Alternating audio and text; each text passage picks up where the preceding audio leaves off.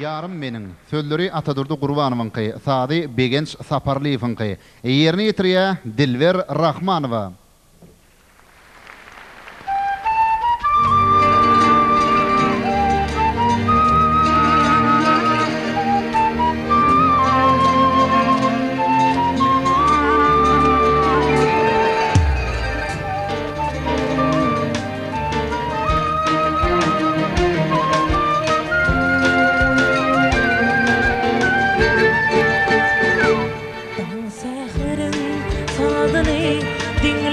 Kulak doymayan baharımı, yadımı, yürüp güzep koymayan dan seherin tadını dinlep kulak doymayan baharımı, yadımı, yürüp güzep koymayan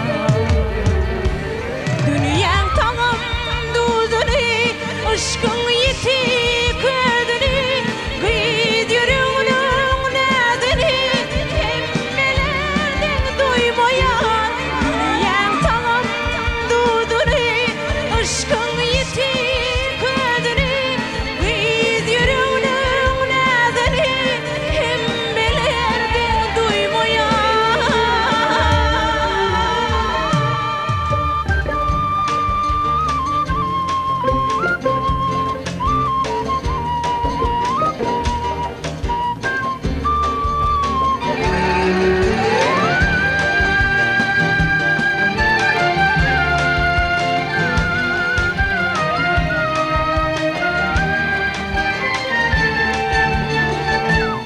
Başında gülgün şalın, oynalı akşamalım.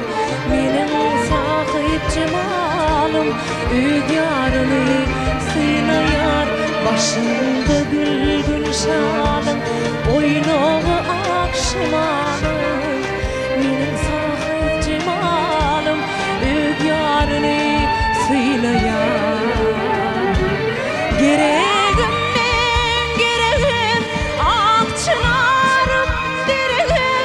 Aşkında bu yüreğim coşa coşa kaynayar. Gereğim akçınarım dereğim.